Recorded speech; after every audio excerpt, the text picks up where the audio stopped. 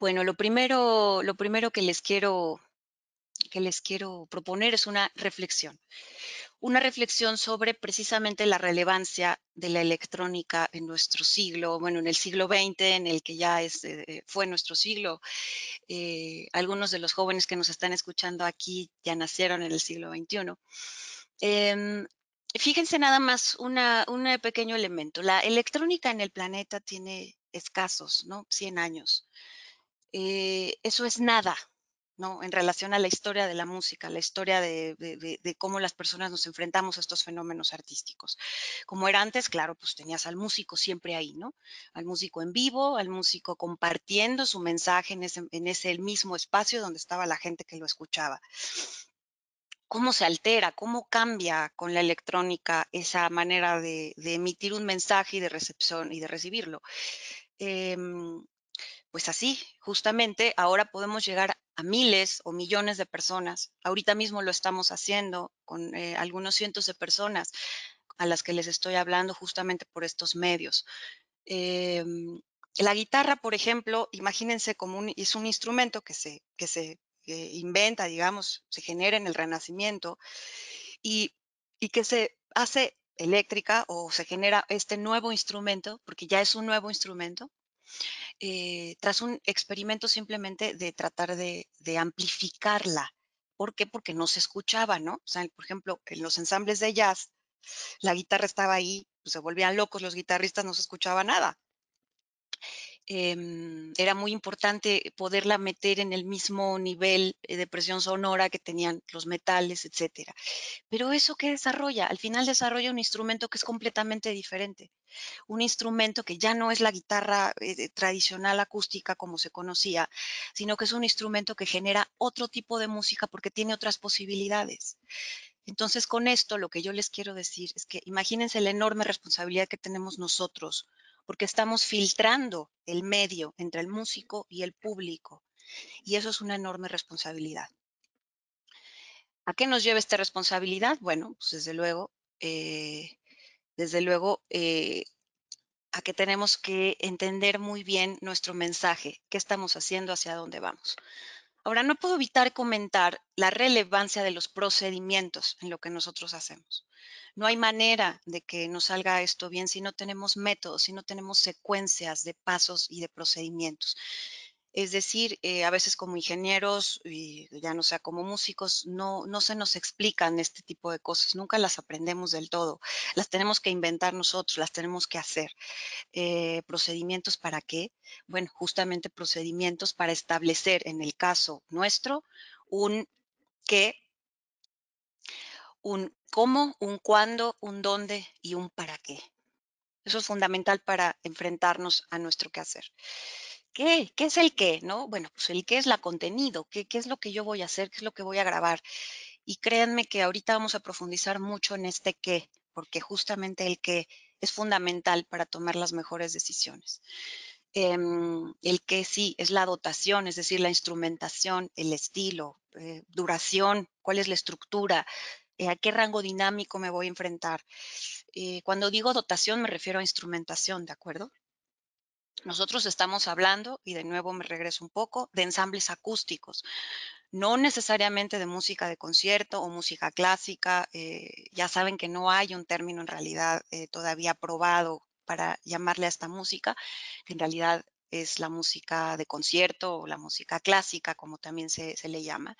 Pero no necesariamente estamos hablando de esa música, estamos hablando de cualquier tipo de género, pero que tenga un arreglo, una orquestación escrita para instrumentos acústicos. Y es muy distinto cuando nos referimos a estar grabando jazz, que estar grabando a Mozart, que estar grabando justamente un score para cine. El qué también es qué me están pidiendo a mí, qué voy a hacer, voy a grabar, voy a editar, voy a masterizar, voy a postproducir. ¿De acuerdo? A veces esas cosas no se terminan de aclarar. Es muy importante saberlas porque generan un proceso y un procedimiento diferente. Em, El cómo es fundamental, porque son de qué medios cuento en realidad. Es una grabación en vivo, es decir, tengo 5 horas de sesión y entonces todo tiene que salir en ese momento, o tengo una semana para grabar. Parece mentira, ¿no? Pero esas cosas a veces nos meten en problemas muy, muy severos cuando no sabemos y no entendemos con precisión cuáles son mis medios, de qué cuento. Desde luego aquí vamos a incluir el presupuesto, ¿no? ¿Cuánto es eso? ¿Cuánto me puedo gastar? ¿Cuánto podemos invertir? Aquí entran nuestros input list, o sea, qué decisiones voy a tomar, qué sistema voy a utilizar. Voy a hacer un multitrack, voy a grabar, ¿cómo voy a grabar? Estamos hablando de grabación, repito, también para procesos de mezcla, esto puede ser relevante en algunos puntos, pero estoy enfocándome en la grabación. ¿Cuándo? Los cuándos también son vitales. A veces grabas y no te enteras que tienen fechas de entrega.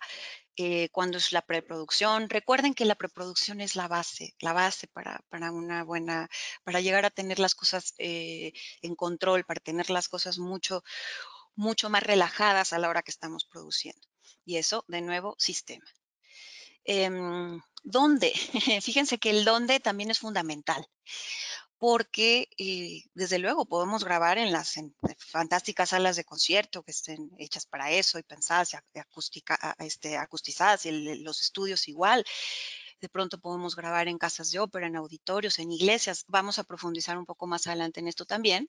Pero también nos toca a veces grabar en la sala de una casa, en una recámara, en la cocina. Es impresionante. Ahora no sé si algunos de ustedes han tenido la experiencia ya, la oportunidad de trabajar para estos nuevos formatos donde la gente se graba con un celular y les tienes que indicar, bueno, al menos cierra las cortinas, que no esté el vidrio, cierra las ventanas, en fin. Es muy importante el dónde, porque de verdad determina en gran medida nuestras decisiones. El para qué. El para qué también es fundamental para esto. ¿Por qué? Porque a veces estamos trabajando para redes, estamos trabajando ya sea para plataforma de streaming, o sea para cine, o ya sea para audiovisión. ¿En qué cambia todo esto? Muchísimo, muchísimo. No solo en los formatos, no solo en los formatos, no solo en la forma en la que, por ejemplo, en el mastering ahora tenemos distintos protocolos, ¿no? A seguir, ya sea para Spotify, para hacer de nuevo quizá un disco, que ya los discos prácticamente no existen, ya ni siquiera los estoy poniendo aquí, aunque todavía algunos a veces nos piden, ¿no? Hacer discos, pero es muy raro. No solo los formatos, sino la manera en la que la gente escucha algo, sí te lleva a tomar decisiones sobre profundidad, sobre cercanía de los grupos, sobre mezcla, sobre imagen estéreo. Porque si tú sabes que el 80 o 90% de las personas que van a escuchar tu producto lo van a escuchar a través del celular, sí tomas otras decisiones también, por ejemplo, en ecualización, ¿de acuerdo? ¿Por qué? Porque sabemos la limitación que tiene el auricular de la bocina, ¿no? Perdón, el auricular del teléfono. Entonces es muy relevante el para qué. Entonces vamos a ir avanzando un poco y iremos viendo de qué manera puedo yo modificar algunos de los planes de grabación para estar más acorde a nuestro formato. Ahora bien, quiero muy brevemente, pero hablar de esto. Nosotros escuchamos, aunque no queramos, no tenemos párpados en los oídos. Nosotros escuchamos siempre, sí o sí, donde estemos vamos a escuchar lo que esté sonando. Y en ese sentido, pues es un asunto sensorial. A partir de eso, hay distintas capas de cómo escuchamos. Escuchamos después de manera emocional, es decir, un grito, pues reaccionamos emocionalmente, nos asustamos cuando alguien grita, aunque no sepamos ni por qué gritó, ni quién es.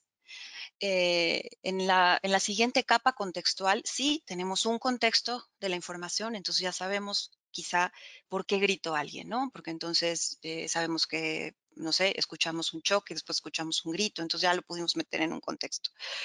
Pero la cuarta capa, que sería la más importante, esto es una clasificación de Chion, que es un intelectual francés, estudioso de todas estas cosas del audio. Por ahí yo les voy a compartir en su bibliografía un libro muy interesante que se llama La Audiovisión y que me parece muy relevante que lo lean. Es muy breve, pero es bellísimo y realmente te ilustra.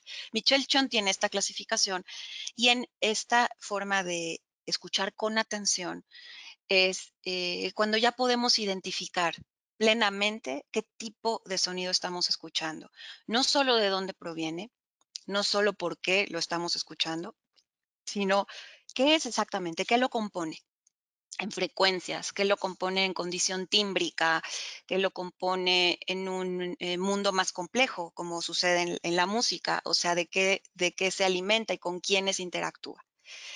Em, en ese sentido, quiero decirles cuatro cosas de la música que son vitales, que tienen que ver con nosotros como ingenieros y que no las podemos desconocer.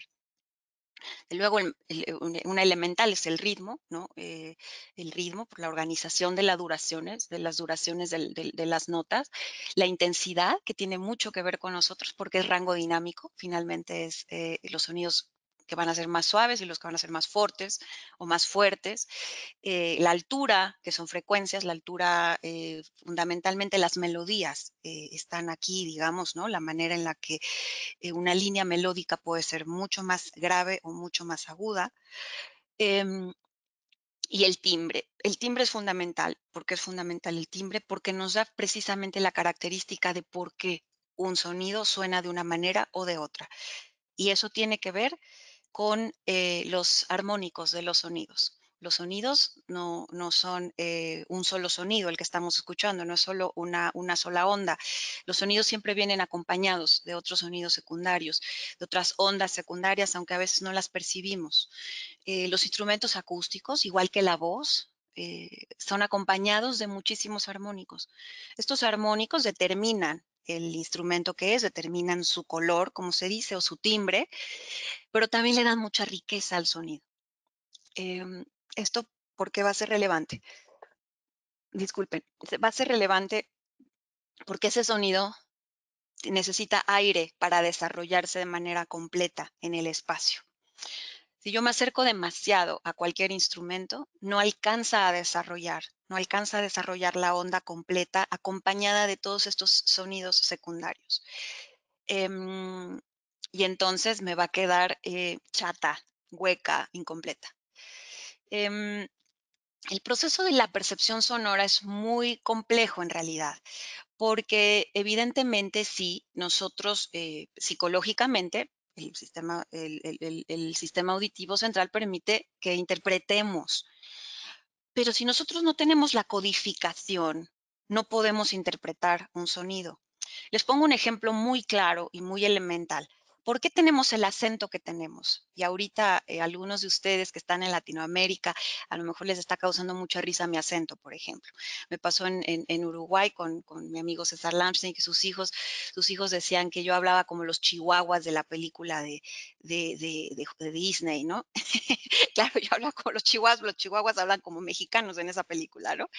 Entonces, lo que les quiero decir es que nosotros tenemos un acento particular por de dónde venimos, porque lo escuchamos desde niños, nos acostumbramos y lo imitamos. Y cuando viene alguien con un acento distinto, que nunca hemos escuchado, nos parece distinto, pero no sabemos de dónde viene, ¿correcto? Decimos, ¿de dónde será? Y no sé, a lo mejor es un acento de la costa o a lo mejor es un acento, en fin, del sur para nosotros, del norte para algunos de ustedes. Em, ¿Qué significa eso? Que si no lo conocemos, no lo podemos identificar. Y eso es muy importante y eso determina toda nuestra vida como ingenieros. Tenemos que conocer, tenemos que estudiar, tenemos que saber a qué suenan las cosas, porque si no, no las podemos reproducir, no las podemos imitar, no las podemos construir. Em, Esta es una gráfica muy sencilla, nada más para recordarles cómo se comportan los armónicos de un sonido fundamental. Es decir, si yo tengo un do, el primer armónico va a ser el do octava, después va a ser una quinta, después va a ser de nuevo el mismo do, pero a la siguiente octava, etcétera. Entonces, cuando yo estoy escuchando un sonido de 65 hercios, en realidad estoy escuchando esos otros sonidos implícitos en el sonido de 65 hercios. Hasta allá, hasta donde ven, por ejemplo, el de 455 hercios, ¿no? Que es un si bemol. Entonces, a lo que quiero llegar es que son muy complejas estas ondas y mientras más, digamos, con los instrumentos acústicos, sus sonidos son muy complicados y no se pueden obviar y no se pueden tampoco simplificar. En ese sentido, hablaremos también muy brevemente de las instrumentaciones y las voces y tesituras. Y ustedes me van a decir, ¿y a mí qué me importa esto? Si esto no es una clase de música, no es una clase de canto. Pero fíjense lo mucho que nos importa esto. Estas 6 tesituras las estoy poniendo como tesituras de canto, ¿de acuerdo? En que se usan evidentemente más en la música de concierto, en la ópera, por ejemplo, porque está muy, muy, muy determinados estas voces o estos personajes dentro de la ópera. ¿Por qué? Porque desde luego los compositores, y mientras mejores eran en su labor, ellos distribuían estas voces entre sus personajes principales. ¿Por qué las distribuían? Porque entonces cumplen toda la gama de rango dinámico que puede hacer la voz. Ahí lo pueden ver bastante claro para los que conocen un teclado, digamos, ¿no? O sea, un bajo empezaría en ese mi y después una soprano terminaría en ese la 6, la 5 para los americanos. Em, en ese sentido, toda la música es igual y la música cuando está bien escrita, está bien distribuida las voces y las líneas de canto de cada instrumento, está bien distribuido en todo nuestro rango de frecuencias. Ahí ven otro tipo de esquema. Estos esquemas los encuentran en Internet todo el tiempo, estos son muy frecuentes. Aquí pueden ver, por ejemplo, el piano, por eso es un instrumento complejo de grabar, porque tiene un enorme rango de frecuencias. Pero ahí pueden ver la guitarra. ¿Qué pasa con muchos instrumentos? Muchos instrumentos coinciden en la zona media, ¿sí? En la zona media. Por eso a veces tenemos esos problemas con los 450, los 500, cuando estamos haciendo en vivo, de repente, wow, mucha retroalimentación alrededor de los 500. Y eso es a veces porque no están del todo bien hechos los arreglos. Fíjense que eso es muy relevante. Cuando un arreglista escribe bien, escribe con todas las frecuencias distribuidas. Cuando un arreglo está bien escrito es que estamos escuchando instrumentos que recorren todos los rangos de frecuencias de manera equilibrada y balanceada. Eso desde luego a nosotros nos ayuda mucho como ingenieros. Cuando la música está bien escrita, estamos del otro lado, porque no tenemos que forzar las cosas.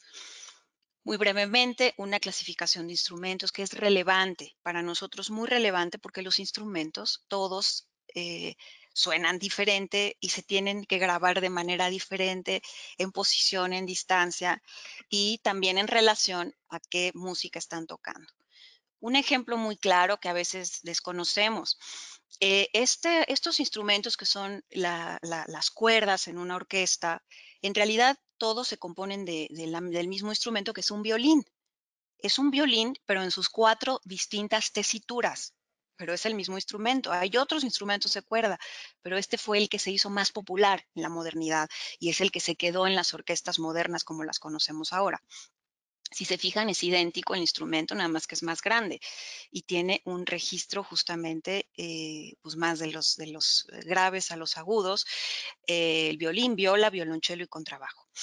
Em, y créanme que tenemos que tener mucho cuidado, mucha atención con los micrófonos cuando estamos pensando en un instrumento que tiene ese registro agudo como es el violín, a los registros tan graves del contrabajo.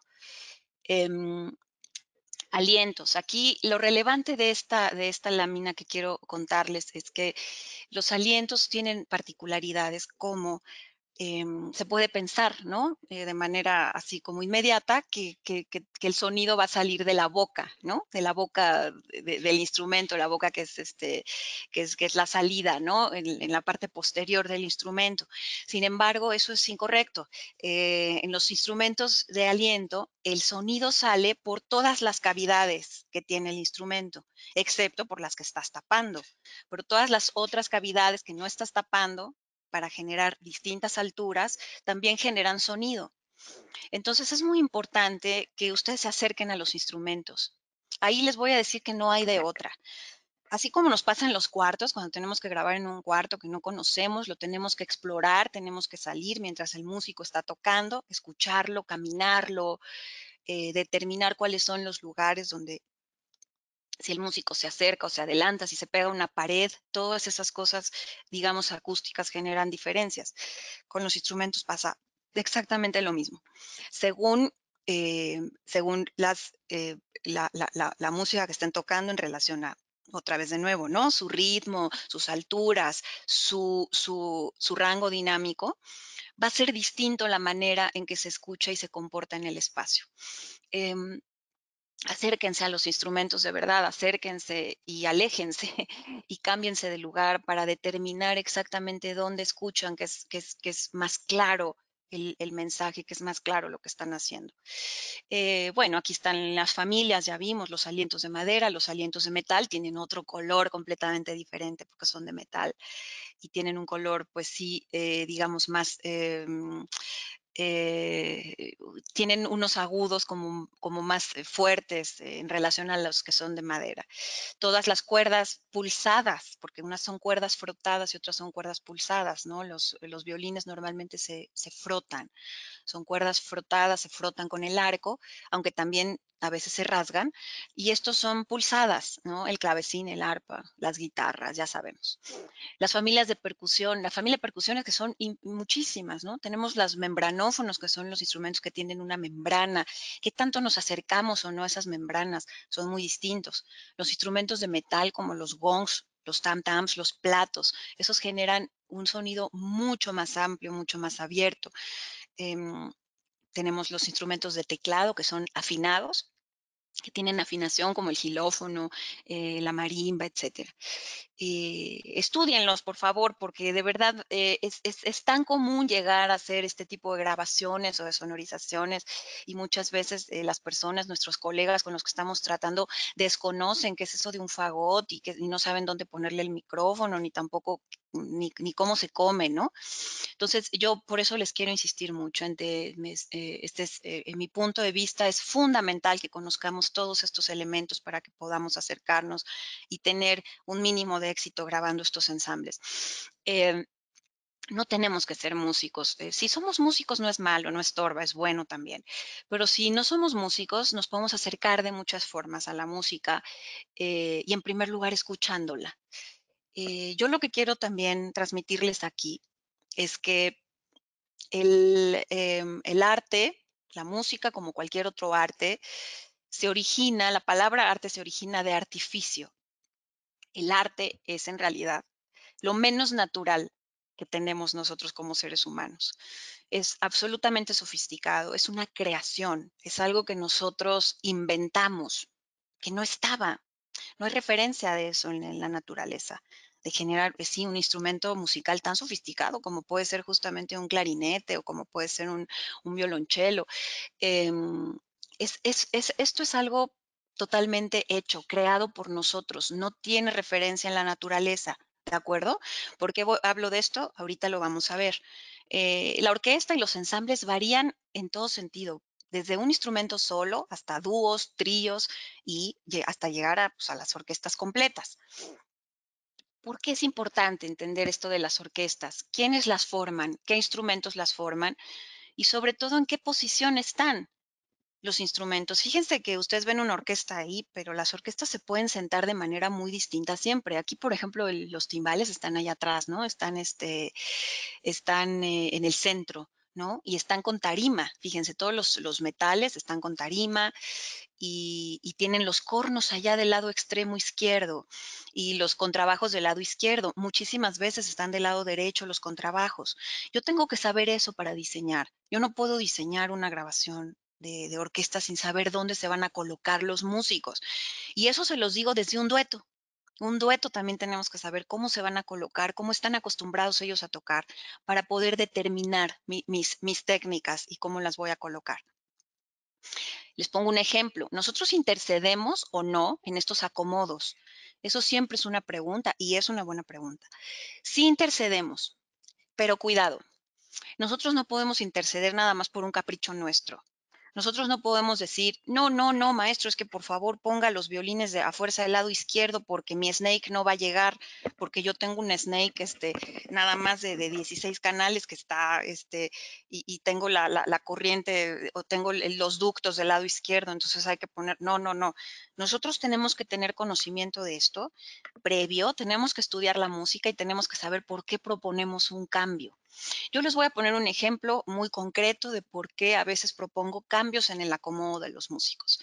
En cine pasa mucho. Cuando tú grabas una orquesta para que sea transmitida a través de los cines tienen sus sistemas, ¿no? LR Surround. El centro ni lo toquen para la música, señores. A mí ya me pasó y me pasó a la mala de grabar mis 5 canales, ir muy contenta. Afortunadamente pude estar en Los Ángeles en una de las mezclas de estas películas.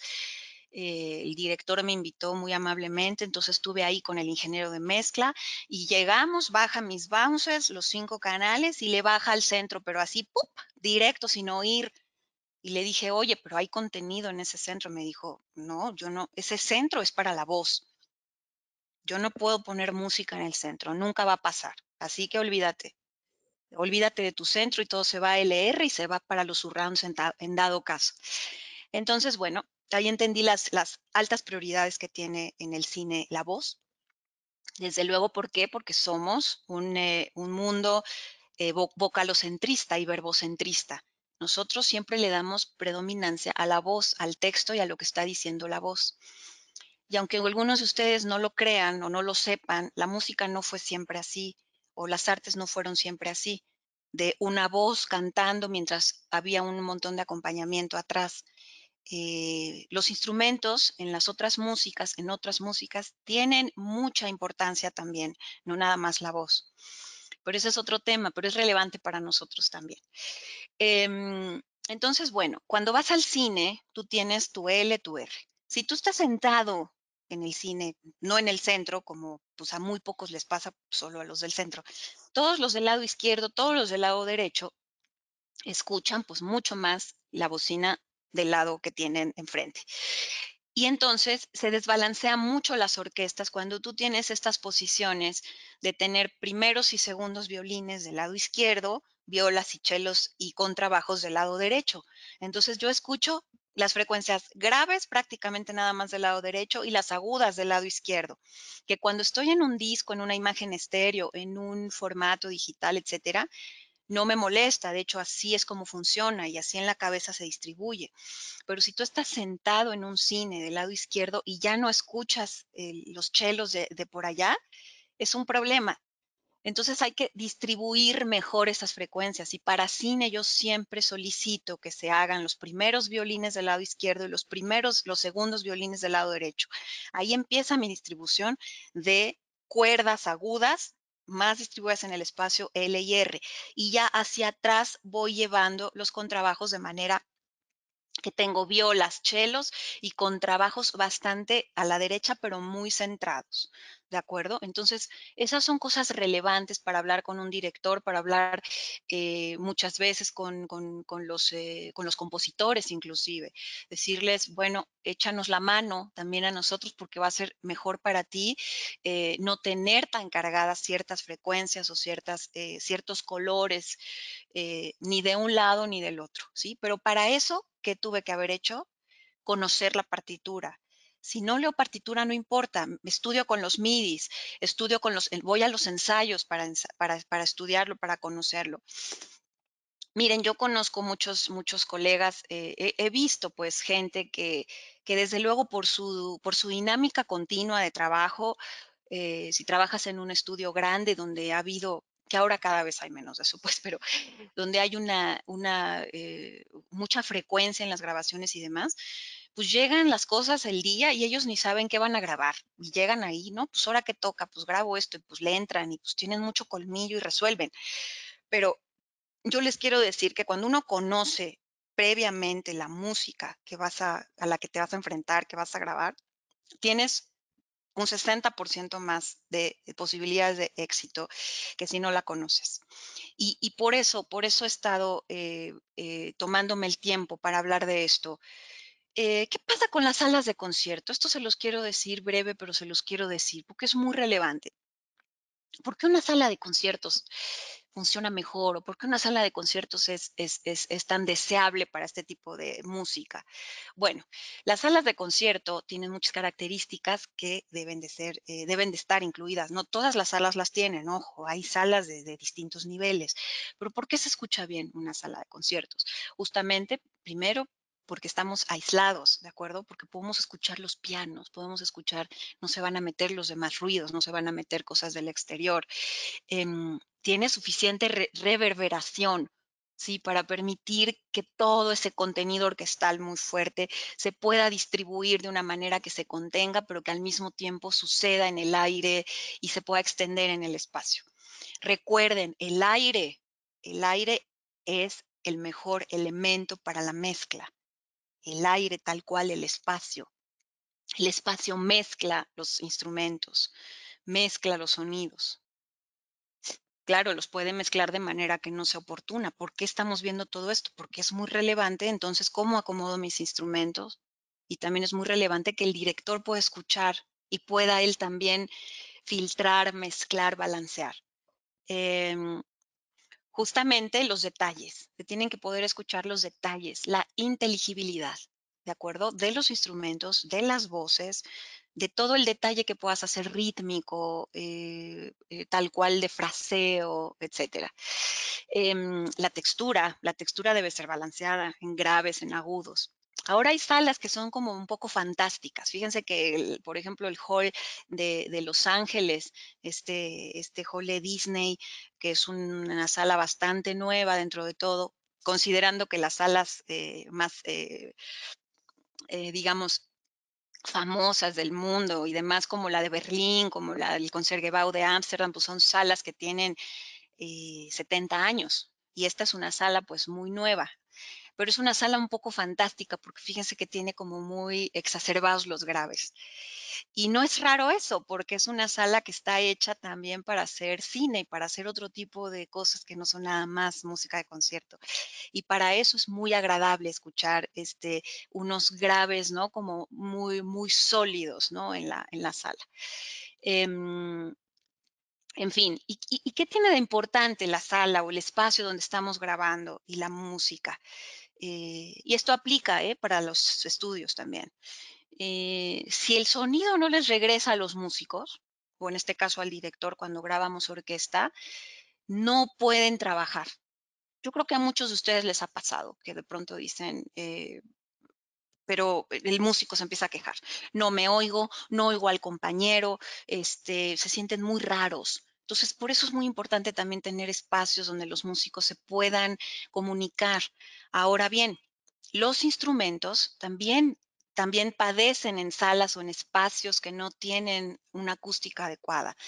Los instrumentistas, por ejemplo, los cuerdistas necesitan ese regreso para que se liguen sus notas, ¿sí? Porque ellos no tienen posibilidad, bueno, lo ligan obviamente con los dedos, con el arco, pero a la hora que el espacio interactúa, una masa de violines ya se puede convertir en una cosa, en un solo ente. Ya no son 25 violines tocando solos. Si nosotros alcanzamos a oír 25 violines solos, ya estamos en un problema, porque está escrito para una sola voz. Aunque sean 20 instrumentos, es una sola voz. Es decir, los 20 están haciendo lo mismo y tienen que oírse como con mucha em, unicidad, ¿no? Con mucha Ay, se me fue la palabra, pero bueno, ustedes me entienden. El piano, por ejemplo, no adolece tanto, el piano puede estar en lugares más secos, porque el piano tiene un pedal que hace que todo se ligue y que continúe. Entonces, aunque el piano es un instrumento de percusión y solo entra la nota y termina porque es una percusión, hay algo que lo sostiene y hace que no se apague, sigue resonando. Pero, por ejemplo, los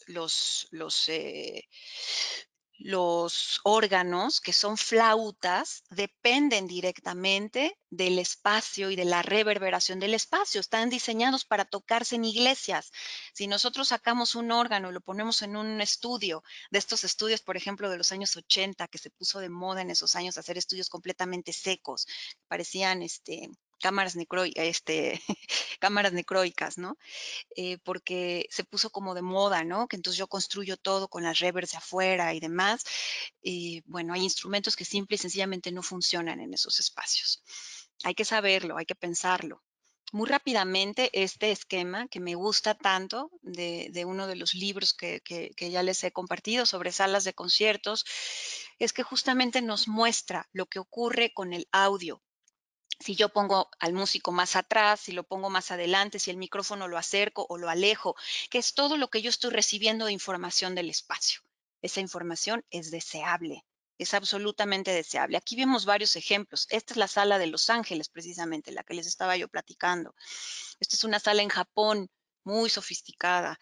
Las salas de Japón, me han dicho algunos colegas, algunos amigos músicos que han tenido oportunidad de ir, que son espectaculares porque se oye el menor sonido. Se te cae así un lápiz al piso y bueno, se escucha por todos lados y se refracta por todos lados. Y sí están aisladas, que muchas de las salas no están aisladas en México, aunque suenen bien, porque es muy caro el aislamiento, ¿de acuerdo? Entonces, si pasa un camión, se escucha, si llueve, se escucha, ¿no? Aquí tienen otro ejemplo de una sala de cámara. Esta es una sala de música de cámara, no es para una orquesta. Ahora bien, muy breve les voy a decir por qué Opera House. ¿Eso qué es? Las Opera House son teatros, estos no son salas de conciertos. La diferencia de los teatros es que tienen justamente área para sus escenografías, ¿sí? Tienen tramoya y eso significa que están abiertos hacia arriba, ¿sí? Y para nosotros cuando grabamos ahí es muy complicado a menos que tengan concha acústica. Teatro de Bellas Artes es el caso. Bellas Artes es una casa de ópera y es una casa de ópera que cuando toca la Sinfónica Nacional, por ejemplo, tiene una concha acústica que se baja para proteger justamente toda la parte de arriba, de los lados y de atrás a la orquesta para que no se fugue el sonido. Y aquí lo que nos pasa muchas veces es que tenemos que grabar en el foso. ¿De acuerdo? Tenemos un foso, la orquesta no está en el escenario. Cuando es ópera o cuando es ballet, la orquesta toca en el foso. Es muy relevante esto. Es muy distinto, por así decir. Vamos a entrar ahora sí al tema de grabación, pero yo les quiero preguntar si tienen en esta fase algunas preguntas que quieran hacer y podemos iniciarlas. Miguel, tú me puedes orientar. Sí, tenemos ya una batería de preguntas importante. Te puedo decir, de Juan Cáceres pregunta, perdón, con relación al para qué, lo que comentabas al comienzo de la presentación, ¿qué plantea y a los medios de reproducción de la música, como el celular, consideras importante desde el trabajo de los músicos, ingenieros de sonido, promover una cultura del audio, buscar siempre la mejor manera y condiciones para la escucha? Sí, desde luego, creo que todos tenemos que educarnos mucho en esto. Yo por eso y me permití, si me disculpan, hacerles esta enorme introducción de los porqués y de los de hacia dónde vamos y de la música. Sí, estamos pasando por un momento muy complicado, desde luego, en la humanidad con esta pandemia, y estamos ahora todavía más obligados y más cerca de nuestros teléfonos celulares, de todos nuestros dispositivos en casa y son muy castigados. La manera en la que nosotros escuchamos a través de incluso de la computadora, del iPad, de los teléfonos es muy, muy, muy limitada. Entonces sí es muy relevante que nosotros hablemos de esto, que nosotros pensemos cómo mejorar eso. Y sí, desde luego, cuando nosotros tenemos, imagínense, ¿no? Estas enormes salas de conciertos, tenemos unos maravillosos micrófonos, maravillosos músicos, y que después la gente termina escuchando en un celular, eh, es un poco problemático. Una gran parte de nuestro trabajo no se va a escuchar. Hay que hacer conciencia y hay que trabajar bien, aunque sea para celular. Y desde luego hay que pensar que si es para celular tenemos algún condicionamiento. Eso es muy relevante.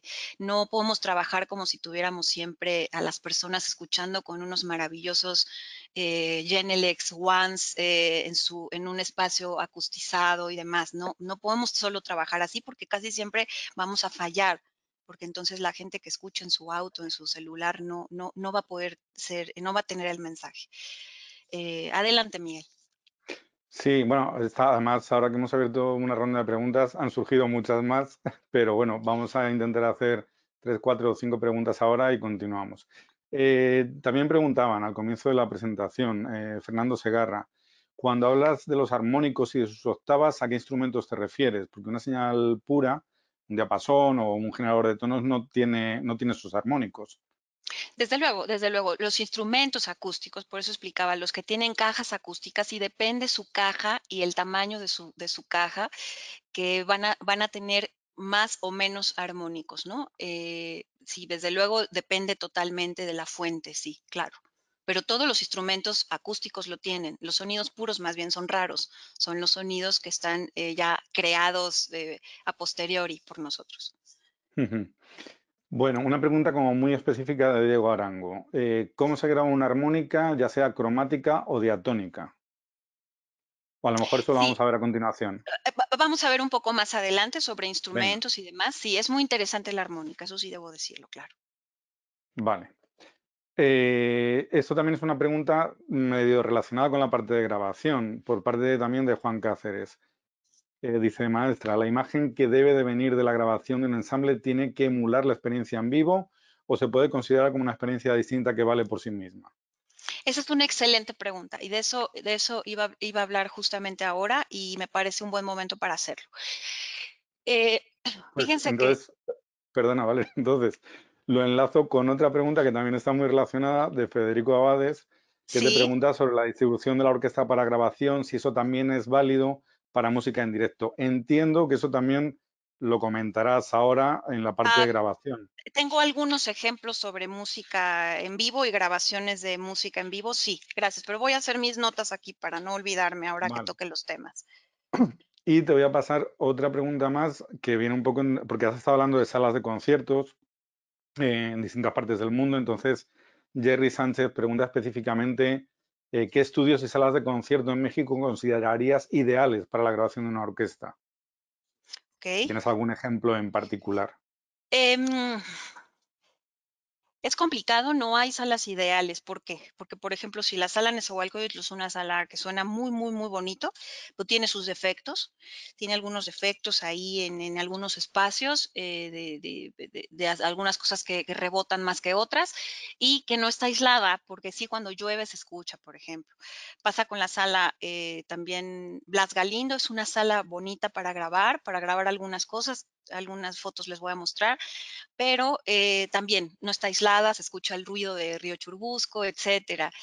Eh, Hay otros estudios que están mejor. Bueno, la sala ahora, la nueva, la sala Roberto Cantoral, es una sala muy bonita para grabar también. Es una sala que está pensada en ese intermedio entre sala de conciertos y pero también multiusos, porque también es para sonorizar, entonces la reverb es un poco más corta, es una reverberación como de 1.2 más o menos, cuando la sala NES es como de 1.6, pero también muy bonita para grabar. Y hay otros estudios que son amplios, como el estudio de Sony Music, por ejemplo, que es un estudio muy grande donde he grabado orquesta, ahorita van a ver un ejemplo, que bueno, es mucho más controlado el sonido, entonces para muchas cosas es mejor ir ahí porque... Y la sala Silvestre Revueltas de los estudios Churubusco es una sala fantástica, también les voy a enseñar algunas fotos, esa sala me gusta mucho también para grabar. Y bueno, hay otros estudios ahora nuevos que tienen mucha amplitud. Muy importante, les digo, el ruido, el aislamiento, el control del ruido exterior y la altura, la altura. Ahorita vamos a ver por qué. Adelante, Miguel. Bueno, te voy a dejar inquietud también sobre el tema de grabación, porque imagino que a lo mejor lo vas comentando, entonces a medida que vayas presentando vas dando respuesta. Osvaldo Hernández pregunta cómo se abordaría la grabación en una ópera house sin concha acústica. Y otra Muy pregunta, buena pregunta también. bueno, seguro que lo tratas después de alguna forma. Y otra pregunta de Osvaldo Hernández, que quería, perdón, de Camilo Reiners, que te pedía si podías repetir la distribución de orquesta ideal para cine. Sí. Lo digo brevemente. En vez de tener primeros y segundos violines de un solo lado, que normalmente es el izquierdo, ahí distribuyo primeros de un lado izquierdo y segundos del lado derecho en el lugar donde normalmente estarían los chelos. Después pongo los chelos en el segundo espacio, las violas, creo que debería de habérselos escrito, las violas junto a los violines segundos, ya del lado derecho, digamos, y los contrabajos pueden ir o atrás de los chelos o atrás de las violas, en cualquiera de los dos lados, pero no extremo, ¿no? Sino justamente en más o menos a las 2 de la tarde. Bueno, muy brevemente, ¿quiénes somos nosotros en este lugar, en este mundo de la grabación? Sí, tenemos que ser intérpretes entre el mundo técnico y el artístico. Ahí está finalmente la carnita y ahí está lo que nos satisface todos los días y lo que nos llena mucho. Tenemos que estar en la mitad de ambos mundos, por lo mismo los tenemos que conocer muy bien y tenemos que apoyar mucho a los artistas para sentirse muy seguros de que saben que podemos manejar la situación y que saben de qué estamos hablando. Sí, expresar los conceptos del productor, del músico y demás. Como les decía, esto es una forma de arte, ya que entonces es muy subjetivo, no tiene relación con la naturaleza. A ver, esta pregunta que me hicieron, que es muy relevante, y a mí me pasó, yo tuve muchas crisis de este tipo en mis primeros años de trabajar. Porque cuando me paraba yo afuera en la sala en Nezahualcóyotl y oía la orquesta, si yo me paraba donde estaba el director, atrás del director, yo me sentaba mucho ahí a escuchar y escuchaba una cosa, X. Si me iba 20 metros a la izquierda hacia donde estaban las percusiones, pues escuchaba otra cosa. Si me paraba en la fila 10 o 15 de la sala, escuchaba otra cosa. Y si me iba al segundo piso, escuchaba otra cosa. Bueno, esto no sé si todos lo saben, pero Humberto Terán ha sido mi mentor desde que yo inicié. Es como es mi papá del audio, es mi segundo papá. Y yo le decía, Humberto, pero ¿cómo tengo, o sea, cómo tiene que sonar esto entonces? Tiene que sonar como allá arriba, tiene que sonar como aquí. ¿Qué es eso? Porque entonces tengo que reproducir, si tengo que reproducir cómo suena la orquesta, suena de muchas formas distintas. Entonces él me dijo, ponte a estudiar, ponte a escuchar referencias, ¿ok? El primer disco que tuve que grabar, que fue la segunda sinfonía de Mahler, que es muy complicada, estaba yo muy nerviosa y le dije, ¿qué hago? Me dijo, escucha versiones. Entonces, justamente como nosotros, lo que nosotros hacemos es tan sofisticado, hay muchas maneras de hacerlo.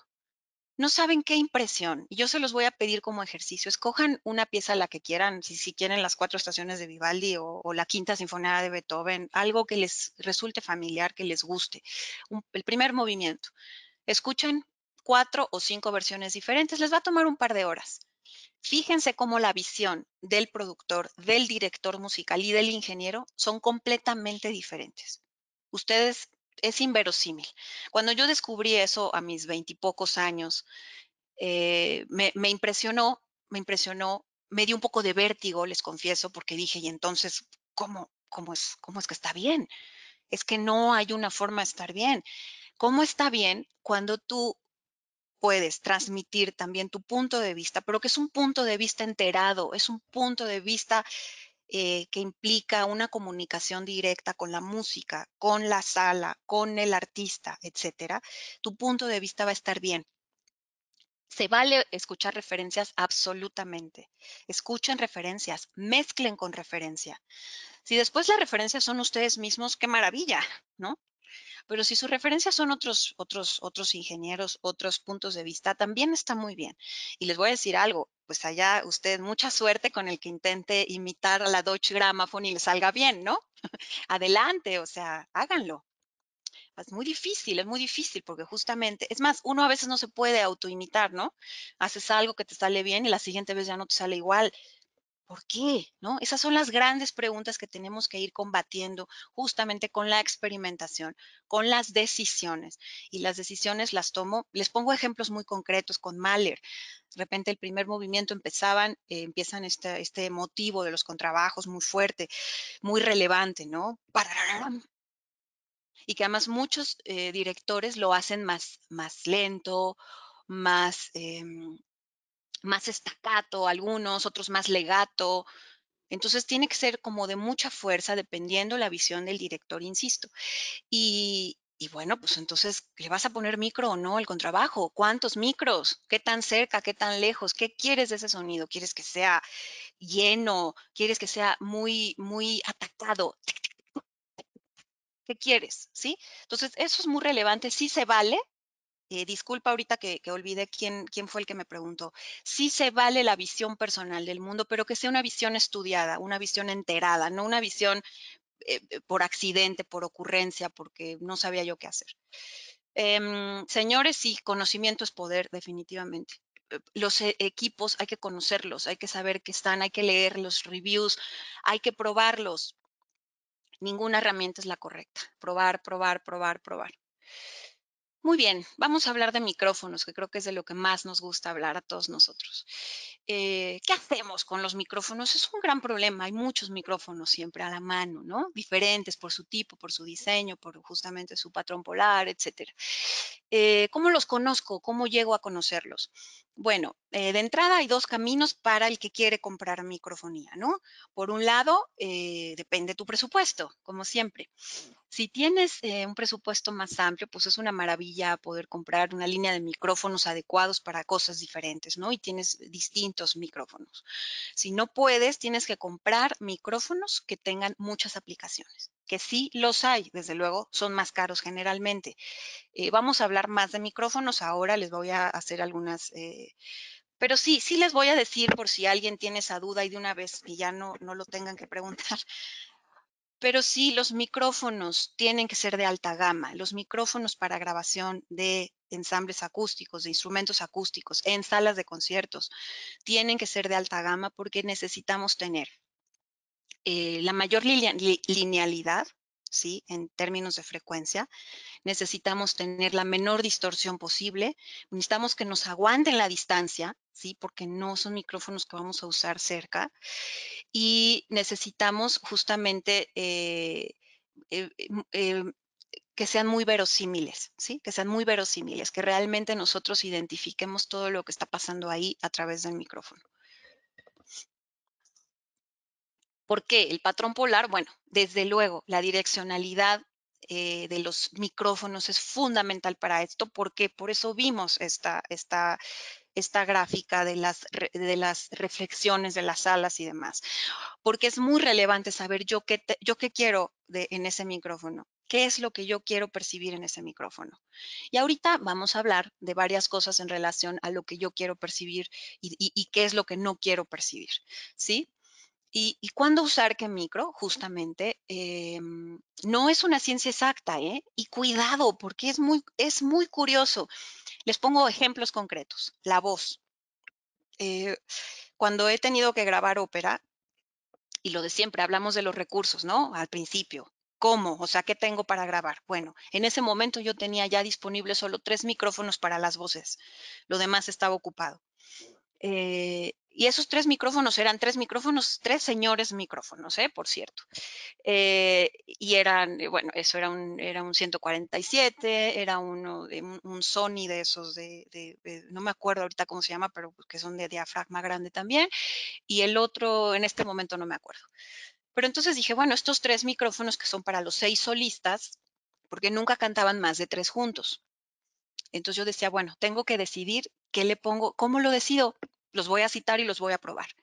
Los cité en la mañana, ya estaba todo hecho, la grabación empezaba, no me crean, 2, 3 de la tarde. Los cité temprano a ellos y les puse a todos ellos a cantar en los 3 micrófonos. Y los 6 solistas funcionaban distinto en los 3 micrófonos y a algunos les venía mejor el Neumann, a otros les venía mejor el Sony, al otro les venía mejor el otro. Muy interesante probar eso. Háganlo siempre. Siempre que tengan una voz, un canto, una persona cantando, un cantante, pues, pruébenle todos los micros que tengan, porque se van a sorprender. A veces hay voces más microfónicas que otras, por cierto, más empáticas con la microfonía que otras, pero les pueden venir bien distintos micrófonos. Entonces, eso es muy relevante. No hay fórmulas. Hay que conocer los micros, pero no hay cómo probarlos. Em, ¿Cuándo usamos micrófonos dinámicos? Muy pocas veces, muy, muy, muy pocas veces, pero sí a veces algunas, cuando sí la fuente es extremadamente fuerte, ¿sí? Cuando tengo a lo mejor bombos así tocando demasiado fuerte, no tiene caso poner un condensador. Cuando desde luego no puede haber frecuencias agudas esenciales porque los micrófonos dinámicos no las tienen. Lo mismo con la transiente, o sea, no vas a tener una transiente clara. Y cuando el sonido puede estar un poco manchado, pues no detallado, ¿no? Pero son los únicos casos. Normalmente yo nunca, nunca, nunca grabo con dinámicos. Hasta las percusiones, a todo le pongo micrófonos de condensador. Por eso hice un pequeño. Ahora, ¿por qué y cuándo el condensador de diafragma pequeño? Los detalles, las resoluciones, cuando necesitamos un contenido muy, muy, muy, muy especial en altas frecuencias, muy especial en altas frecuencias, cuando estamos hablando de flautas, oboes, violines, guitarras, arpas, etcétera. Ese tipo de instrumentos con diafragma pequeño son fantásticos, fantásticos. ¿Cuándo usamos el diafragma grande? Bueno, justamente cuando ese sonido más grueso es deseable, ¿sí? También en altas frecuencias, ojo, porque los condensadores de diafragma grande, pues también tienen una enorme amplitud en frecuencias, tanto altas como bajas, como graves. Y por eso son los caballos de batalla en los estudios, ¿de acuerdo? No había estudios, ¿no? Sin tener este tipo de micrófonos, porque de verdad se los puedes poner a todo. Sí, si tú tienes por ejemplo, el Neumann U87, yo les puedo decir que es uno de mis micrófonos favoritos. Es un micrófono que lo puedes usar para voz, pero también se lo puedes poner a un arpa y se lo puedes poner a una membrana, se lo puedes poner a un tom, se lo puedes poner desde luego a una guitarra, se lo puedes poner a un trombón si quieres. Esos son fantásticos esos micrófonos. Em, Listón, por ejemplo, los micrófonos de listón son hermosos, ¿no? Pero necesitas justamente querer un sonido más suave, también un poco más, no tan detallado en las frecuencias agudas también. Y claro, rechazan el sonido de los lados porque son figura de 8, ¿sí? Los micrófonos de listón son figura de 8. Entonces hay que entender cómo va a funcionar esa figura de 8. Yo ya quité todas mis láminas que las tenía y no sabía si ponerlas, pero al final eran tantas que las quité sobre los patrones polares. Por favor, estudienlo, están todos los libros, no es necesario que yo se los diga, pero es muy importante considerar eso de los micrófonos de listón, su patrón polar. Los micrófonos omnidireccionales, estos los voy a tratar de manera especial. Y los voy a tratar de manera especial porque son fantásticos y porque casi nadie los usa. Y no los usan porque no los saben usar, porque les da miedo. Pero los micrófonos omnidireccionales son los mejores micrófonos en realidad. Son más abiertos, son más transparentes, son mucho más lineales, ojo, para respuesta de sonido porque justamente no tienen efecto de proximidad. Ustedes saben que el efecto de proximidad es un efecto que generan los micrófonos más direccionales, que es que mientras más me acerco a la fuente, aumentan mis frecuencias graves, en particular entre 100 y 200, a veces, y también un poco de 400 y 500. Cosa que es muy padre, por ejemplo, para la voz, cuando un buen locutor, un buen cantante sabe usar el efecto de proximidad y puede usarlo con su micrófono de mano y demás, es maravilloso. Y también cuando lo puedes usar, cuando sabes usar bien el efecto de proximidad para algunos detalles, está bien, pero en realidad para lo que nosotros queremos, que es una mayor pureza de frecuencias en nuestros instrumentos acústicos, el micrófono omnidireccional es maravilloso.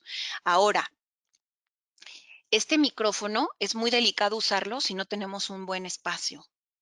Si vas a grabar en la cocina, en la sala, no grabes con omnidireccional, porque de verdad es una cosa que necesitas una sala, un espacio que esté bien pensado, ¿no? Que las reflexiones sean muy armónicas, muy balanceadas, muy bonitas. Pero es maravilloso cuando escuchas una voz, un violín tocando así a distancia, em, con un micrófono omnidireccional, porque entonces te sientes en el espacio. Ojo, queridos, ningún instrumento acústico está diseñado para escucharse a 20 centímetros, ¿eh? No están diseñados para eso. Están diseñados para escucharse a la distancia, ¿sí? A la distancia y con profundidad. Creo que de lo que más adolecen los diseños de grabación de hoy en día, desafortunadamente por estas guerras de loudness y demás, es que tenemos todo aquí, todo muy comprimido, todo muy cercano. Es horrendo que en la música no haya planos, que no haya distribución, que no haya profundidad. Y aquí voy a hacer una breve pausa de 2 minutos para decir que aunque gracias, Jenele, que me pidieron hablar de mi tema, que me pidieron, desde luego no me pidieron hablar de Genelec para nada, pero yo quiero decir que soy usuaria Genelec desde hace más de 20 años y justamente porque cuando yo escuché las Genelec por primera vez y dije, ay, esto sí es, esto representa lo que yo estoy haciendo, lo que yo estoy pensando, lo que yo estoy queriendo lograr, lo que yo estoy queriendo grabar, y es precisamente por el aire, por los planos, por el espacio y por la dinámica. Eso es muy relevante para lograr un buen diseño. Em, Gracias, Valeria. no, de verdad. Microfonía distante. Vamos a empezar con esto. Quiero empezar con la microfonía distante. La microfonía distante es básicamente más de 1 metro de distancia entre el micrófono y su fuente. ¿Esto qué nos da? Pues nos da una proporción amplia, ajuste del sonido, una forma muy fácil para hacer mezclado después. De acuerdo que si estamos más cerca, esta microfonía distante es la microfonía quizá más popular, esta posición es la posición más popular para grabación de concierto. Ahora, ¿dónde es ese metro? Bueno, eso depende mucho de ustedes, depende mucho de lo que escuchen, depende de su altura. Yo les decía, el sonido casi siempre se va para arriba, ¿no? Entonces es muy importante poder levantar las, yo detesto las bases original, estándar de micrófono porque no las puedes levantar más de 2 metros, ¿no? Hay bases especiales que levantan más de 2 metros. Es importante que de repente sí se hagan de una o dos de estas bases para poderse levantar. A veces puedes estar cerca de un instrumento, pero es importante que estés mirándolo desde arriba. La otra microfonía cercana. Esta microfonía cercana es una microfonía de entre 30 y 90 centímetros entre el micro y la fuente, que te da, pues eso, un sonido mucho más presente, más apretado. Y ojo, esta es buena para excluir el ambiente de un espacio cuando el ambiente no nos está funcionando. ¿De acuerdo? Claro que nos va a dar poco aire, poca profundidad, que tendremos que ver cómo lo manejamos también en una postproducción. Microfonía de acento. Esta microfonía, fíjense que no necesariamente tiene un espacio fijo. Ahorita les voy a enseñar algunos ejemplos en las fotos, pero esta microfonía en realidad tiene que ver más con lo que tú estás buscando, ver dónde la pones. A veces estás buscando, qué sé yo, eh, eh, por ejemplo, incluso no nada más, no nivel de ese instrumento, sino que estás buscando localización. Yo uso mucho la microfonía de acento justo para perfeccionar la imagen estéreo. Sí, entonces de repente si tengo un poco borroso, porque algunas de las técnicas estéreo, sobre todo las no coincidentes, tienen algunos problemas con la fase, ¿no? Entonces algunos instrumentos o tienes algunos huecos en el espacio, entonces le pones el micrófono de acento y ya ahí ya se clava, ¿sí? En su lugar, pero a lo mejor no necesito subirle, no necesito que tenga más presencia el instrumento. Depende qué es lo que estoy buscando. Em, el, la microfonía ambiental, esta también es muy importante para nosotros, porque la microfonía ambiental tiene que tener una proporción muy grande, es para tener una proporción muy grande del espacio. Y eso eso solo lo puedes hacer si tienes un espacio que realmente tenga un muy buen sonido, ¿sí? Que realmente tú lo escuches y te des cuenta que es muy deseable tener ese sonido porque tienes una reverberación muy linda, etcétera. Los graves que yo les mencionaba, etcétera. Y también, por ejemplo, cuando hacemos cosas en vivo, como shows en vivo, cualquier tipo de concierto en vivo, la microfonía ambiental es esa, por ejemplo, que le da al público. Sí, que también es muy importante. Cuando tenemos conciertos en vivo y estamos grabando en vivo, es muy importante escuchar a la gente. Ya después en la post tú vas a decidir si más o menos o cuándo, pero es muy importante que los tengas, que los hayas captado y que les pongas unos shotguns, etcétera, al público.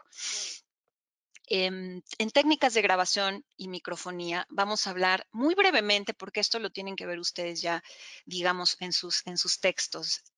Pero hay que acordar en algo. Los términos de técnicas de grabación sí tiene que ver con el uso de dos micrófonos para lograr una imagen estéreo coherente, ¿de acuerdo? Eso es por default, digamos, ese es el concepto fundamental de lo que quiere decir técnicas de grabación. De par coincidente, vamos a hablar de un par de ellas. De par coincidente, siempre los micrófonos o las cápsulas de los micrófonos, digamos, están tan cerca entre ellas que no tienen prácticamente cancelaciones, ¿sí? Porque están casi en el mismo lugar. Eso es muy interesante. Entonces tiene mucha compatibilidad con el mono. Muy importante, por ejemplo, ahora para uso de celular, para uso de dispositivos. Estas técnicas funcionan muy bien para eso, ¿sí? Porque tú las puedes oír tanto en estéreo como en mono y vas a tener más o menos el mismo resultado, ¿sí? Entonces, tienen diferencia de espectro, ahorita vamos a ver por qué, pero no de tiempo, ¿sí? Porque el audio, el sonido les llega, más bien el sonido, les llega al mismo tiempo a las dos, aunque les llega una proporción diferente de sonido. La primera que vamos a ver es justamente la XY. ¿Por qué y cuándo la uso? Esta técnica XY, sí, que es así, ahorita regreso si quieren al otro esquema, que es básicamente poner las dos en un ángulo de 90 grados, las dos cápsulas cardioides, ¿de acuerdo? Tienen que ser cardioides. Entonces aquí van a ver que tienen un centro compatible entre ellas, del que reciben, digamos, el mismo audio, pero todo lo demás que abre, pues es diferente. Esta técnica, ¿cuándo se usa? Esta técnica se usa para ensambles que no son muy amplios, muy grandes. O sea, si yo tengo un ensamble, por ejemplo, un cuarteto que está distribuido en unos 2,5 metros, 3 metros de espacio, digamos, de ancho, ¿no? Entre ellos, esta es una muy buena técnica porque no abre en una proporción muy similar y eso, sobre todo, es muy compatible con el mono. ¿Cuándo no se usa? No se usa en general para orquesta, porque sí es un poco cerrada, o sea, queda un poco cerrada la imagen, no me abre los 20 metros que necesito para una orquesta, ¿de acuerdo? Pero dentro de la orquesta la puedo usar como spot. Yo uso mucho el XY, por ejemplo, para spotear los alientos en una orquesta. Entonces yo ya me voy atrás cuando tengo mis alientos, mis dos flautas, dos oboes, dos clarinetes, dos fagots, que es un grupo, digamos, de 8 músicos, ahí sí les pongo un XY. Y entonces ellos entran, repelo un poco el sonido de todo lo demás, porque es cerrada, y me quedo para espotear nada más al grupo de alientos. Em, Otra técnica de par coincidente es justamente el middle side. Es una técnica complicada de explicar, por favor estudienla, pero es una técnica muy interesante. Cuando se usa el middle side, porque tengo claro un micrófono direccional y el otro en figura de 8, sí traten de usar el mismo micrófono. Yo siempre lo hago con el mismo micrófono, que puede ser 287, pueden ser 2414, en fin, los micrófonos que tienen, a los que les puedo modificar el patrón polar, ¿de acuerdo? Esta técnica se usa mucho justamente cuando necesito abrir un espacio, tener un espacio bastante abierto, pero sí tiene algunas cositas raras con la fase. Sí se escucha un poco raro porque desde luego la fase, el tercer canal es una repetición del canal 2, pero con la fase invertida, de manera que el 8 pues escucha un lado de un uno y el otro lado en otro. Sin embargo, tiene sus rarezas y a veces no te funciona. No es lo mismo que escuchar el sonido sólido, ¿no? Pero es una técnica muy interesante y es una técnica que nos ayuda a resolver a veces problemas justamente cuando no tenemos muchos micros y que tenemos que grabar rápido. Pones esa y puedes tener una muy buena percepción del espacio. Este es el flujo de señal del MS. Como ven, está el mid, ¿no? El mic microphone, el microphone y el side microphone, que lo estoy duplicando, ¿de acuerdo? Y le cambio la fase para el canal derecho. Luego está el Bloomline. Curiosamente, sí, fíjense que la mayoría de estas técnicas estéreo son creadas por él, por Alan Bloomline, ingeniero de sello inglés Decca, que también creó el Decca, que ahorita vamos a ver. Y son tal cual, esas como, ustedes si lo ven físicamente, el Bloomline se ve igualito que el MS, ¿no? Pero claro que aquí los dos están en figura de 8 y no vamos a invertir ninguna fase.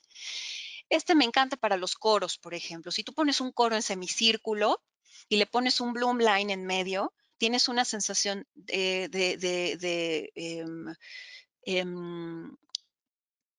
envolvente, una sensación muy envolvente es lo que te da el Bloomline. No necesariamente tienes muy claro dónde están las cosas. Ojo, no es como el XY que sí te dice claramente dónde está tu L y tu R y puedes escuchar. Esta no.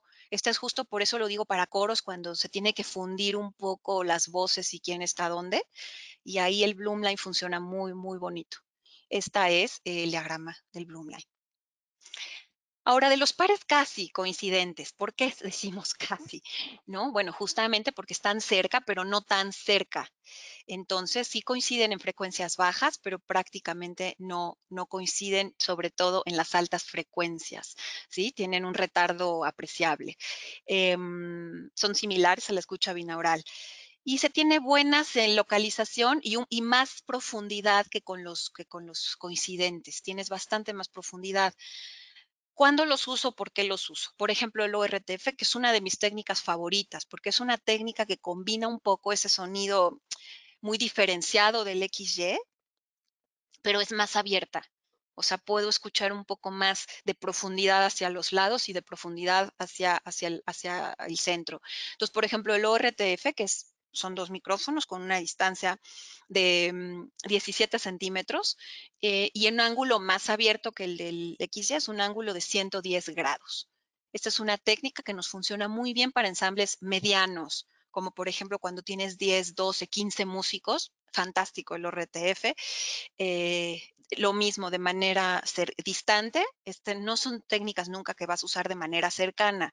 Estas técnicas, acuérdense, solo de manera distante o ambiental. No las vamos a usar cercanas. Nunca vamos a poner un ORTF a 40 centímetros de la fuente.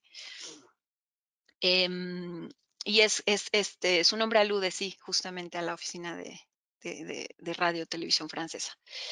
Este es el esquema. Muy importante que sean escrupulosos midiendo estas técnicas. Si ustedes las ponen medio mal, con el centímetro o el ángulo mal, ya no nos dio la física, ¿eh? Acuérdense que esto es física, esto sí no es subjetivo ni aproximado. El AB, ¿cuándo lo usamos? El AB es una técnica fantástica. Esta, fíjense, es la única de las que llevamos que se puede usar, tanto con cardioides como con omnidireccionales. Porque todas las anteriores son puros cardioides. Los omnidireccionales no los podemos acercar menos de 40 centímetros porque empiezan las cancelaciones de fase tremendas. Pero el AB podemos poner dos omnidireccionales con 50 centímetros de distancia, eso sí, muy paralelos. Ahorita vamos a ver unas fotos con ejemplos. Y es una técnica que me encanta esta también, porque es una técnica muy fácil de montar, no necesitas barras estéreo, puedes tenerlas puestas en dos bases normales, nada más tienes que medir que estén efectivamente en la misma posición las cápsulas, pero te sirve también para muchísimas cosas. Puedes grabar un solo instrumento con una B, porque eso sí, yo todos los instrumentos solos los grabo en estéreo. Ojo, siempre en estéreo. ¿Por qué? Porque necesitas profundidad, necesitas apertura, aunque sea un solo instrumento. Entonces el AB es el que más uso cuando voy a grabar un violín, una guitarra, una trompeta, una flauta. Una B más un micrófono spot. Ahorita los vemos. Aquí lo tenemos, 50 centímetros LR, pueden ser cardios o pueden ser omnis. El famoso Decatri. El Decatri es una técnica fantástica que sí, originalmente introducida por el sello Deca, y es fundamentalmente para la grabación de orquesta, porque justamente nos da mucha amplitud y mucha profundidad. Son 3 micrófonos omnidireccionales que originalmente eran los Neumann M50. Yo uso Schweppes para esta técnica y generalmente puedes abrirlo, puedes tener uno de 60 centímetros o hasta uno de 120. O sea, puedes tenerlo, pero el chiste es que siempre, siempre la mitad de distancia del centro, que es del centro con L y del centro con R. Aquí está el diagrama. Y me gustaría ahora mostrarles algunas fotos para contarles de qué manera, digamos, se pueden usar algunas técnicas. Este era el estudio del TEC de Monterrey, de Campus Ciudad de México. Y aquí, afortunadamente, como eran clases, pues podíamos probar un montón de cosas. Aquí estamos viendo cómo teníamos una AB con dos, es decir, con Roger y también con Neumann, para justamente comparar. A ver, si la única manera de saber cómo te van a funcionar los micrófonos es compararlos. Entonces aquí los estábamos poniendo en la misma posición, una B bastante abierto. Y fíjense que después, aquí están, como los teníamos aquí en paralelo. Y después el Bloomline y el MS, siempre fíjense a la tapa de la altura del piano. El Bloomline a mí me encanta y el MS para grabar piano, porque le da mucha amplitud. Entonces lo pongo a la altura de la tapa del piano y más o menos a unos 50 centímetros, 60 centímetros, y más atrás normalmente pongo otros más distantes para el piano. Aquí les estoy poniendo un ejemplo de cómo el ORTF, sí, bueno, a veces puede estar cerca. Me gusta sobre los martinetes del piano, porque sobre los martinetes se escuchan ahí para darle justo ese acento. Esta es una técnica para acento en este caso, darle el acento a la cuestión rítmica del piano, ¿sí? Que se puede escuchar muy bien, en poca proporción, no es mi micrófono principal, pero yo sí les digo que los pianos yo los he grabado hasta con 16 canales. Eh, el audio y las técnicas de grabación nos permiten algo que el hombre siempre ha querido, que es estar en distintos lugares al mismo tiempo. Entonces, me gusta a veces estar cerca, pero también me gusta estar lejos, entonces lo combino, ¿sí? Lo combino y ahí puedo plantear un instrumento muy, muy envolvente, pero también muy preciso y con mucho detalle fino. Acá el ejemplo, por ejemplo, de este uso aquí de estas maravillosas bocinas en este estudio. Estos son los estudios Sony Music. Aquí les voy a enseñar justamente cómo tenemos los micrófonos de acento, pero los tenemos, aunque son de acento, fíjense que los tenemos bastante amplios, bastante arriba, digamos. Fíjense en las percusiones allá atrás, tienen un panel para alejarlos un poco de los alientos y sin embargo están, les puedo decir, un poco más de 2 metros de altura, ¿sí? Aquí estamos en la sala Blas Galindo del Centro Nacional de las Artes montando justamente un Decathlon a la altura, que ahí sí, como pueden ver por la altura, ahí sí lo puedo subir a 4 metros, que es lo ideal en esa posición, subirlos a 4 metros. Y fíjense cómo los micrófonos de acento, por ejemplo, ahí para el piano, están relativamente lejos, porque este es un piano muy clásico, estaban tocando repertorio del siglo XVII y, y necesitábamos distancia y esta sala nos permite estar más lejos de los instrumentos y seguirlos percibiendo con mucha, mucha nitidez. Entonces aquí normalmente esos micrófonos que ven ahí son 183, son omnidireccionales. Entonces incluso los micrófonos de acento pueden ser a veces omnidireccionales si tienes una sala que te regrese, digamos, una señal adecuada, deseable. Eh, esto se los quiero poner también como ejemplo para que vean que a veces los micrófonos de acento, pues en vivo, cuando estamos en un vivo y fuera de sala de conciertos, es decir, en un venue al aire libre, por supuesto que me voy a ir más cerca, no, tampoco estoy loca, me voy a ir mucho más cerca de los instrumentos y entonces sí tengo que lograr una mezcla desde otro punto de vista. Aquí les quiero contar que, fíjense que está mucho más cerca, ¿no? De la flauta, por ejemplo, ese que es un spot. Aquí estaba el maestro Camarena Javier Camarena, nuestro supertenor internacional, cantando canciones de Cricri ahí en los jardines del Centro Nacional de las Artes.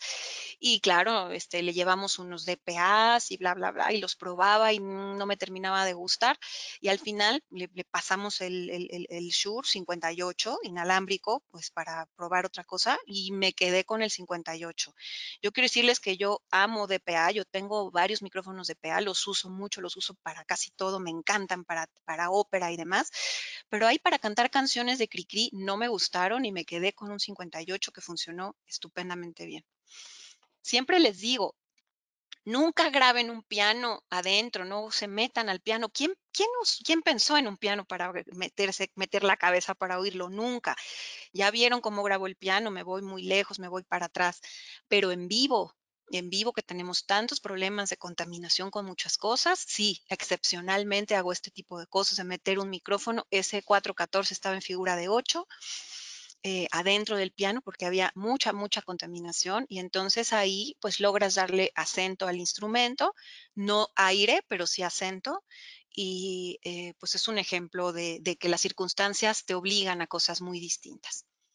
Aquí está el Decatri, claramente allá arriba, a 4 metros, fantástico, muy bien medido, eh, que aquí funciona por la sala, ¿sí? No siempre funciona.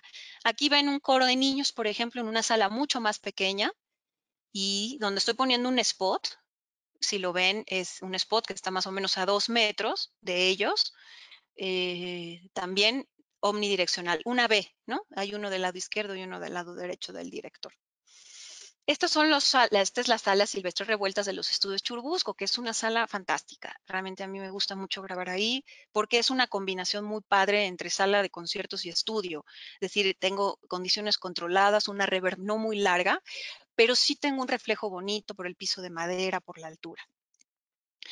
Aquí podemos ver justamente también el Decatri arriba del director. Esos tienen que estar pues prácticamente en la cabeza del director, ¿sí? Pero a 4 metros de altura. Y pueden ver los micrófonos de acento que están encima de los cuerdistas, que en este caso sí fueron todos de condensado, de diafragma grande, pero en posición en cardioides. Y sí, pues son Neumann, son como ven, el 414 es un micrófono que también me gusta mucho, es un micrófono que se puede usar para tantas y tantas cosas, es un micrófono muy versátil, ¿no? Ahí ven cómo están perfectamente paralelos los micrófonos del Decatri. Aquí estoy bastante cerca del contrabajo, si se fijan, eso es por un asunto de repertorio, porque estoy necesitando ataque. Fíjense cómo el contrabajista no está tocando con arco, el contrabajista ahí está tocando pizzicato, es decir, que está rasgando la cuerda, por eso me tengo que acercar. ¿Sí? Entonces depende cómo van a tocar el instrumento, también cómo tomo mis decisiones para microfonearlo. Aquí les quiero poner un ejemplo de también un en vivo en Santo Domingo, donde era para cine, por cierto, donde como ven en general los micrófonos pues están a una distancia bastante cercana de los instrumentos. Sin embargo, yo siempre pongo micrófonos más ambientales, más alejados, justamente porque sí necesito un poco de aire, aunque yo esté en vivo. Sí, desde luego en vivo, pues lo tengo que ecualizar ese micrófono, ¿verdad? Porque pues si no, no me va a dar lo que yo necesito y se puede retroalimentar mucho, pero siempre pongo micrófonos más distantes para poder tener proporciones. Este es otro ejemplo en la misma sala Silvestre Revueltas, pero aquí lo que les quiero mostrar son los micrófonos ambientales.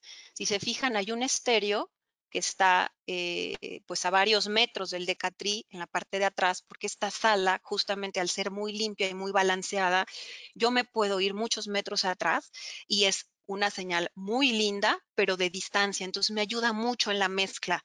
En la mezcla incorporo eso y entonces le estoy abriendo y ya no tengo que usar tanta reverberación externa.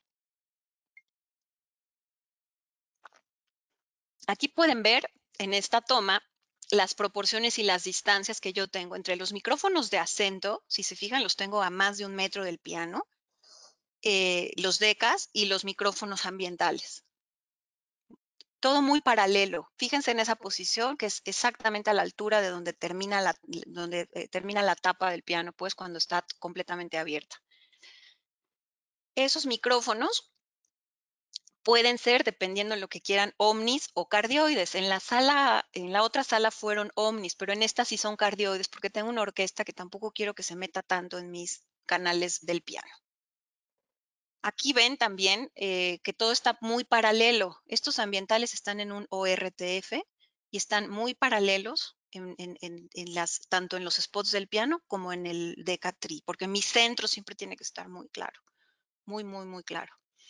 Y aquí les quiero mostrar una B, justamente una B, que queda colgado ahí también, de manera que lo puedo usar, estos son cardioides, y lo puedo usar también a distancia, ¿no? Para tener proporciones del cuarto.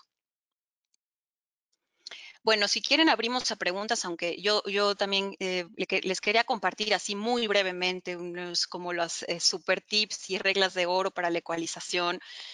Y que siempre consideren que la ecualización al final es un proceso destructivo del audio y que sí es muy importante tratar de evitarla. Y no por pereza a veces de microfonear bien o de acercarse o alejarse o cambiar un micrófono, pensar que la corrección perfecta es la ecualización, porque en realidad no lo es, no lo es. Siempre, por lo pronto, al menos si lo vamos a hacer y si vamos a ecualizar, sí piénsenlo como un último recurso, no seamos perezosos, de preferencia sustractivo, porque si nosotros le ponemos, de verdad que es un engaño, ¿no? Y los menores filtros, adicionar solo en caso de que eso signifique usar menos filtros. En fin, nunca para quitar contaminación. Eso de que el ecualizo para que ya no se oiga y no se meta lo que se estaba metiendo, no, de verdad, microfonen mejor, separen, cambien las posiciones en el lugar, ecualicen lo menos posible. Y nunca para que algo suene más fuerte, porque eso también es un muy, muy, muy mal hábito.